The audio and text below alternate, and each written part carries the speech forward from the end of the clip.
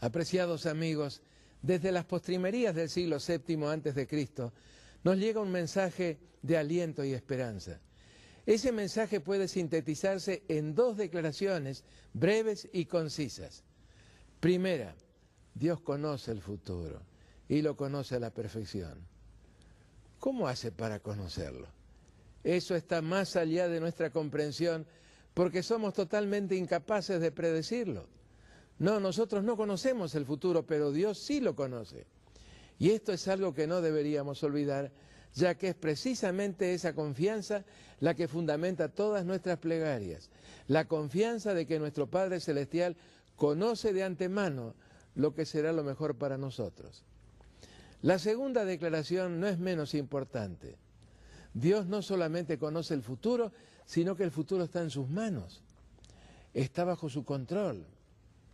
Ahora bien, si Dios conoce el futuro y el futuro está bajo su control, ¿no se seguirá de esto que Él es el único responsable de todo lo que ocurre sobre nuestro planeta?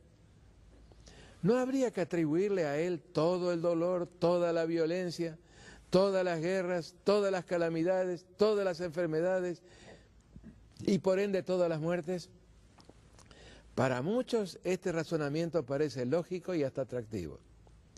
Si Dios tiene el poder para intervenir y no lo hace, seguramente ello se debe a que Él está de acuerdo con esas penosas situaciones que a todos nos tocan enfrentar. Si no lo estuviera, ¿por qué no destruye todas las armas? ¿Por qué no pone fin a todas las enfermedades? ¿Por qué no nos mantiene perpetuamente jóvenes? ¿Acaso Dios no podría hacer que el sufrimiento y el mal concluyeran definitivamente y para siempre? Saben, amigos, por lógico como pudiera sonar un razonamiento así, no es, sin embargo, correcto. Dios anhela poner punto final a todo lo que nos angustia, lo que nos agobia y nos hace sufrir. Darnos un mundo nuevo, totalmente libre de la violencia, la opresión, el dolor y la muerte. Él lo ha prometido reiteradamente en su palabra y ha comprometido su fidelidad en que lo hará. Si esto es así, ¿por qué se demora? ¿Qué es lo que está esperando para hacerlo? Puedo asegurarles que a medida que vayamos avanzando en el estudio de las profecías del libro de Daniel, este enigma punzante y molesto encontrará una respuesta totalmente satisfactoria. Bueno, volvamos ahora a aquel apasionante momento del siglo VII a.C., para ser más exactos, el año 662. ¿Dónde? Allá en la capital del imperio neobabilónico, Babilonia, más precisamente aún en la sala del trono. Comencemos por un apretado repaso de lo que consideramos juntos en nuestro estudio anterior. Los jóvenes hebreos que Nabucodonosor había llevado como rehenes a Babilonia habían concluido brillantemente sus estudios en la Universidad Imperial.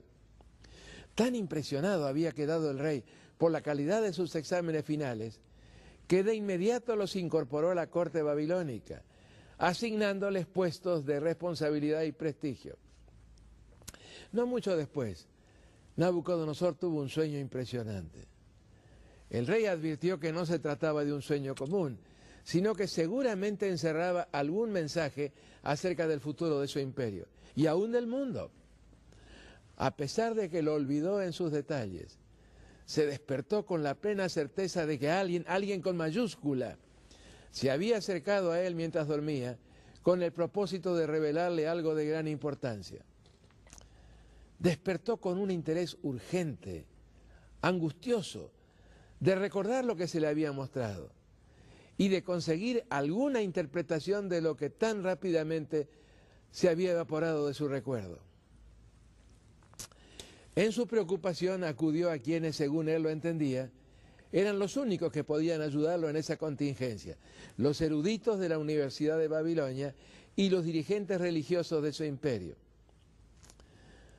Su frustración no conoció límites cuando estos individuos reconocieron que no estaban en condiciones de ayudarlo. Al término de un tenso diálogo, el decano del cuerpo consultivo había resumido en pocas palabras la impotencia de todos ellos. Las encontramos en Daniel 2, los versos 10 y 11. No hay nadie en el mundo que pueda decir lo que su majestad desea saber. Por otra parte, jamás ningún rey, por grande y poderoso que haya sido, ha pedido semejante cosa a ningún mago, adivino o sabio.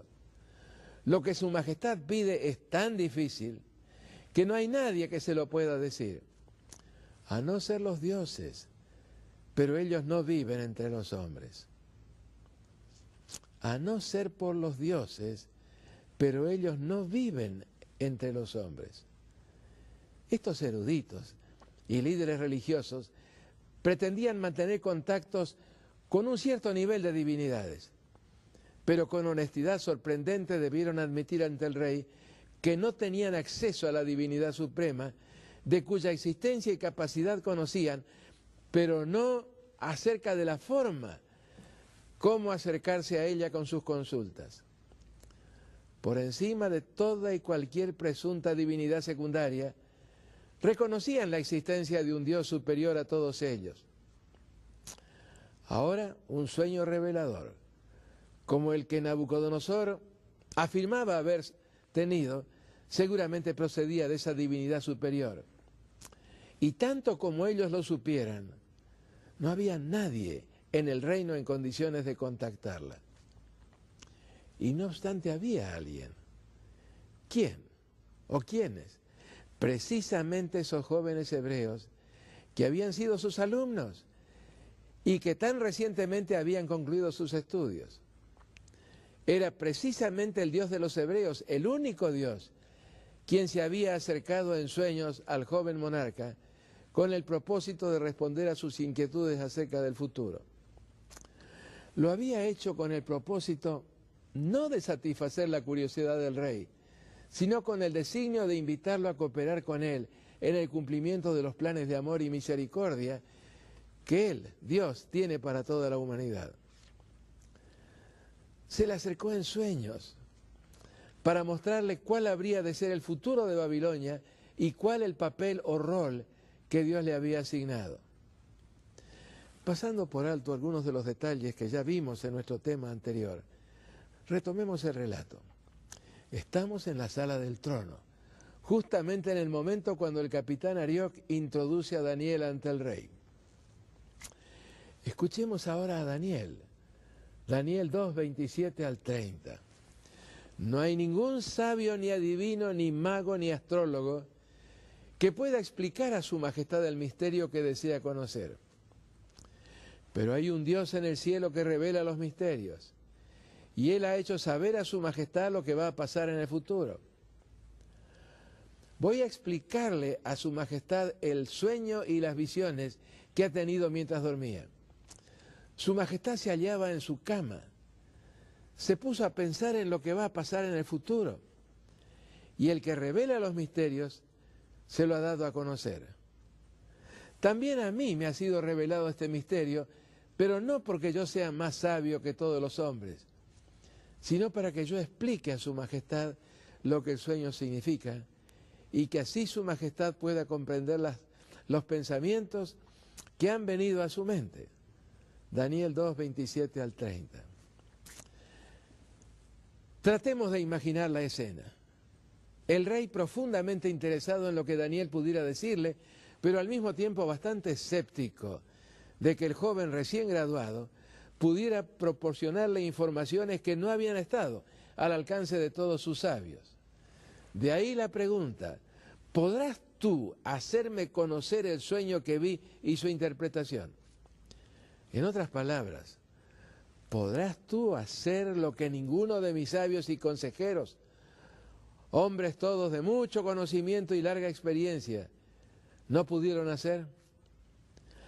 La primera parte de la respuesta de Daniel debe haberle producido al rey algún desánimo, algún desasosiego. En efecto, el joven hebreo comenzó diciéndole que ningún hombre podía hacerlo, pero enseguida destacó que Dios sí podía hacerlo, y que gracias a la ayuda e iluminación de ese Dios, él, Daniel, podría no solo relatarle el sueño, sino también proporcionarle su interpretación. ¿Qué era lo que había visto el rey en ese sueño? ¿Y qué tanto le había preocupado? Una estatua, una gigantesca e imponente estatua, elaborada con varios metales distintos. En palabras del joven profeta, Daniel capítulo 2, versos 31 al 33, en el sueño su majestad veía que en su presencia se levantaba una estatua muy grande y brillante, y de aspecto terrible. La cabeza de la estatua era de oro puro, el pecho y los brazos de plata, el vientre y los muslos de bronce, las piernas de hierro, y una parte de los pies era hierro y la otra barro. Repasemos la descripción. El rey había visto una estatua gigantesca cuyo solo aspecto inspiraba pavor. Lo llamativo de esta estatua era su constitución. Así la cabeza era de oro puro, los brazos y el pecho de un metal inferior, la plata, el abdomen y los muslos de un metal de un valor aún menor y de brillo muy efímero, el bronce, y las piernas de hierro. Más extraño aún era el hecho de que semejante estatua descansara sobre una base tan precaria, ya que se menciona que los pies eran de una imposible mezcla de hierro y cerámica o barro cocido. Metales en orden descendente de valor, desde la cabeza a los pies, y pies constituidos de una mezcla que no podía augurar nada estable, nada permanente. La preocupación del rey en la noche del sueño había estado concentrada en el futuro de su reino, en la historia de su imperio.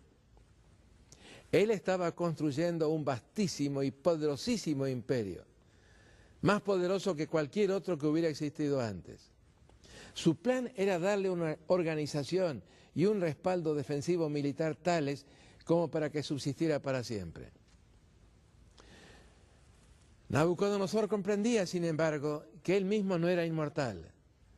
De hecho, la misma ambición había animado a su padre, Nabopolassar, y ya hacía 4 años que había fallecido. ¿Qué ocurriría cuando él mismo, Nabucodonosor, muriera? ¿Subsistiría el imperio? ¿Ese primer imperio universal, como lo califican los historiadores? Despertó de su sueño con la total convicción de que a través del mismo la divinidad había dado respuesta a ese interrogante. De allí su imperioso y urgente deseo de conocerlo, de saber qué podría significar ese sueño. Seguramente en esa revelación se encontraba y se concentraba la clave de la historia, la clave del futuro. Resulta fácil imaginar con cuánto interés escuchaba lo que Daniel le iba diciendo. Personalmente lo imagino sentado al borde del trono, con los ojos muy grandes y la boca semiabierta como en suspenso, indicaciones todas de una gran expectativa.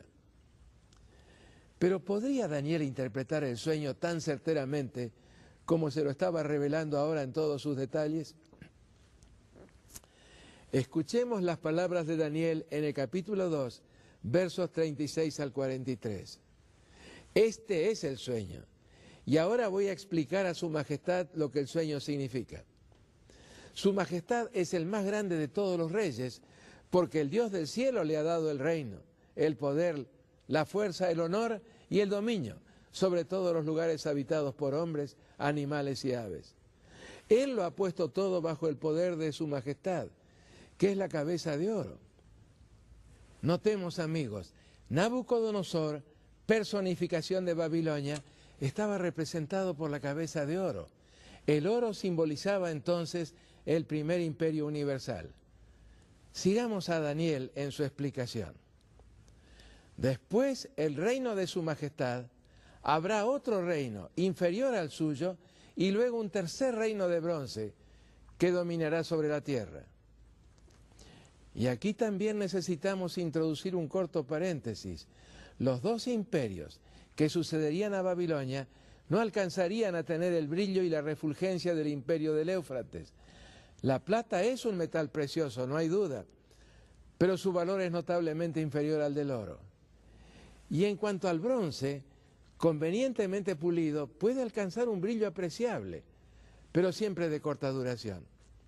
En pocos días, el cobre que contiene se oxida, cubriéndose todo con una pátina verdosa. No, esos dos imperios no serían de comparar con Babilonia.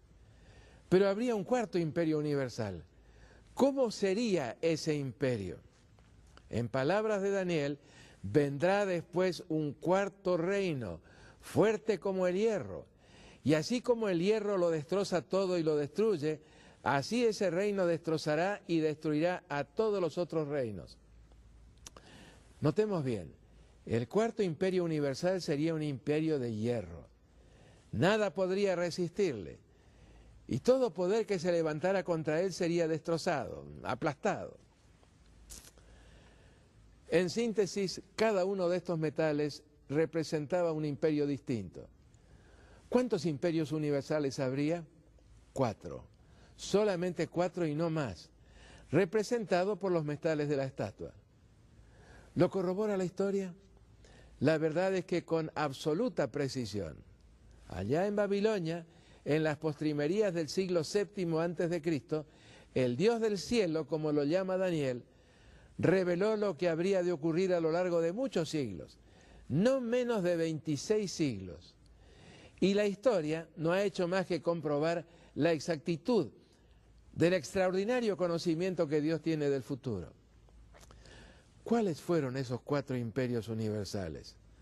Babilonia, representada por la cabeza de oro, y cuyo ocaso se produjo en aquella aciaga noche del 12 de octubre del año 539 a.C. Medo-Persia, el segundo imperio universal, representado por la plata, los brazos y el pecho o torso de plata. En el año 331 a.C., Medo-Persia debió ceder el cetro mundial al imperio greco-macedónico, el notable imperio fundado por Alejandro III el Grande, pero cuya existencia fue tan efímera como lo es el brillo del bronce. En el año 168 a.C., Roma, el imperio de hierro, el cuarto y último imperio universal, estableció su férrea hegemonía sobre el mundo de aquellos días. En aquel extraordinario sueño, Dios anticipó que habría 4 imperios universales y solo 4, y la historia se ha encargado de proporcionarnos los nombres. Vuelvo a mencionarlos: Babilonia, Medo-Persia, Grecia y Roma. Pero no terminaba con eso el mensaje de la estatua. ¿Qué habría de ocurrir cuando Roma, esa Roma concebida como invencible y eterna, también se viera forzada a deponer el cetro del mundo? Nuevamente en palabras de Daniel, su majestad vio también que una parte de los pies y de los dedos era de barro y la otra de hierro. Esto quiere decir que será un reino dividido, aunque con algo de la fortaleza del hierro, pues su majestad vio que el hierro estaba mezclado con el barro. Los dedos de los pies eran en parte de hierro y en parte de barro, y eso significa que el reino será fuerte y débil al mismo tiempo. Y así como su majestad vio el hierro mezclado con el barro, así los gobernantes de este reino se unirán por medio de alianzas matrimoniales.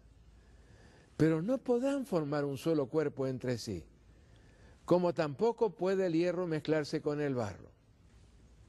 Cuando el colosal poderío de Roma se desplomara, lo que ocurrió en el siglo V de nuestra era, ya no surgirían nuevos imperios universales. El imperio romano inexorablemente habría de dividirse, y a pesar de muchos intentos que se harían para reconstruirlo, incluso en la forma de casamientos y alianzas matrimoniales entre los gobernantes de esos fragmentos, en parte fuertes y en parte débiles, todos esos intentos resultarían infructuosos, completamente infructuosos. En las palabras de Daniel, no se unirán el uno con el otro como el hierro no se mezcla con el barro, según leímos en el verso 43. Sí, los intentos fueron muchos y estuvieron representados por otros tantos personajes que en su tiempo alcanzaron gran notoriedad, todos ellos animados por la misma motivación: la reconstrucción del imperio de hierro. Allí tenemos a Clodoveo I, después Carlomagno, Otón I y el Sacro Imperio Romano Germánico, Carlos I de España o Carlos V de Alemania, es la misma persona, Luis XIV, Napoleón, la reina Victoria, apropiadamente llamada la abuela de Europa, Adolf Hitler, Charles de Gaulle y ahora la Unión Europea. Un sueño hasta ahora esquivo para sus patrocinadores. Sí, muchos y reiterados intentos de reunificar, de reconstituir el Imperio Romano. Pero aquella declaración de Daniel sigue comprobando su total veracidad. No se unirán el uno con el otro como el hierro no se mezcla con el barro. Sin embargo, el hierro habría de subsistir. Algo del Imperio Romano se perpetuaría en la historia. Y esto no hay que olvidarlo en la interpretación de las profecías. ¿Seguirían así las cosas indefinidamente? No, mis amigos. Y en eso está precisamente el fundamento de nuestra esperanza. En la descripción de la estatua he omitido la última escena, más impactante aún que todas las anteriores. ¿Qué pasaría con esos pies de hierro y barro cocido? Así describió el profeta Daniel lo que veía. Mientras su majestad la estaba mirando, por supuesto está hablando de la estatua, de un monte se desprendió una piedra sin que nadie la empujara, y vino a dar contra los pies de la estatua y los destrozó. En un momento, el hierro, el barro, el bronce, la plata y el oro quedaron todos convertidos en polvo, como el que se ve en verano cuando se trilla el trigo, y el viento se lo llevó sin dejar el menor rastro. Pero la piedra que dio contra la estatua se convirtió en una gran montaña que ocupó toda la tierra. Daniel 2, 34 y 35. Explicó Daniel el simbolismo de esta roca tan notable que de un solo golpe habrá de pulverizar totalmente la estatua del poderío y las realizaciones humanas. Sí, lo hizo, y con palabras muy certeras, como las podemos leer en el capítulo 2, los versos 44 al 45. Durante el gobierno de estos reyes, el Dios del cielo establecerá un reino que jamás será destruido, ni dominado por ninguna otra nación, sino que acabará por completo con todos los demás reinos y durará para siempre. Eso es lo que significa la piedra que su majestad vio desprenderse del monte sin que nadie la hubiera empujado. Estimados amigos, en los días en que todavía subsistiera la división del Imperio Romano, nuestros días, el Dios del cielo habrá de establecer su reino, su dominio, y en el mismo no habrá de verse absolutamente nada de lo que caracterizó a los imperios humanos. ¿No es esta una esperanza maravillosa? Es en nuestros días cuando Dios establecerá su reino, y la Biblia está llena de declaraciones que así lo corroboran. Hay esperanza, mis amigos, sí, una esperanza que no nos defraudará, que no nos chasqueará, si es que le damos cabida en nuestro corazón. Pensemos por un momento, el Imperio Romano cayó en el año 476 de nuestra era. En otras palabras, hace ya casi 1600 años que sus fragmentos no han podido unirse otra vez. Intentos muchísimos. Se siguen llevando adelante. Hay toda clase de formulaciones, de planes, hay toda clase de organizaciones que están tratando de reconstituir ese imperio que se considera que fue el sumum de la organización política. Pero no se ha vuelto a formar o a establecer, ni tampoco lo será. No se pegarán el uno con el otro. Bueno, en nuestro próximo tema exploraremos con un poco más de detalle todo este cuadro. Hay mucho de maravilloso y consolador en lo que acabamos de considerar juntos. Sí, nuestro Dios conoce el futuro y el futuro está en sus manos. bajo su control. Y ahora permítame hacerle una pregunta extremadamente relevante. ¿Le ha entregado usted su vida, apreciado amigo, apreciada amiga, de tal manera que su futuro, su propio futuro, esté también en las manos de Dios? Si lo hace, su futuro será el de la roca. Si no lo hace, su futuro será el de la estatua. Dos símbolos, dos, y ninguno más. Y dos destinos, tan solo dos, mutuamente excluyentes. El símbolo de la rebeldía humana, la estatua. El símbolo de la entrega a Dios, de la entrada a su reino, la roca. La estatua será totalmente pulverizada. El reino de la roca permanecerá para siempre. Dos símbolos. La estatua, transitoriedad, futilidad, perdición eterna. La roca, permanencia, victoria, vida eterna. Una vida que podrá compararse finalmente con la vida de Dios. Del momento que pertenecer a la roca es participar de su vida, la vida de Dios. ¿Con cuál de ellos se identifica usted? Porque la opción es una sola, la estatua o la roca. Dios lo invita, Dios nos invita cariñosamente a formar parte de su reino. Queridos amigos, no demoren en aceptar esa invitación de amor. Elevemos una plegaria juntos a ese Dios de amor, Dios de misericordia. Gracias te damos, nuestro buen Padre Celestial, por estos pasajes que has preservado en tu palabra. Estos pasajes que nos hablan de tu profundo interés por todo lo que ocurre en este minúsculo planeta, en el vastísimo universo que tú has creado. Pero aquí estamos con nuestras necesidades y queremos tener la certeza de que nuestras vidas también están en tus manos de amor. Padre, sabemos que podemos pedírtelo, que tenemos el derecho de hacerlo, porque Cristo murió por nosotros y ahora intercede en tu presencia en el santuario celestial.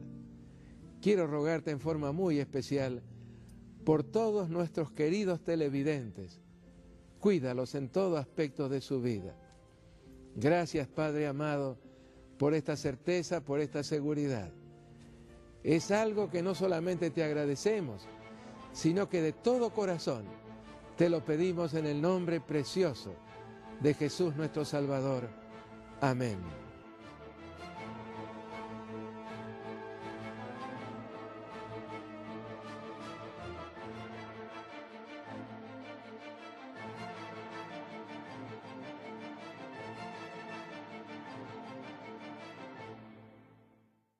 Si no lo estuviera, ¿por qué no destruye todas las armas? ¿Por qué no pone fin a todas las enfermedades? ¿Por qué no nos mantiene perpetuamente jóvenes? ¿Acaso Dios no podría hacer que el sufrimiento y el mal concluyeran definitivamente y para siempre? Saben, amigos, por lógico como pudiera sonar un razonamiento así, no es, sin embargo, correcto. Dios anhela poner punto final a todo lo que nos angustia, lo que nos agobia y nos hace sufrir. Darnos un mundo nuevo, totalmente libre de la violencia, la opresión, el dolor y la muerte. Él lo ha prometido reiteradamente en su palabra y ha comprometido su fidelidad en que lo hará. Si esto es así, ¿por qué se demora? ¿Qué es lo que está esperando para hacerlo? Puedo asegurarles que a medida que vayamos avanzando,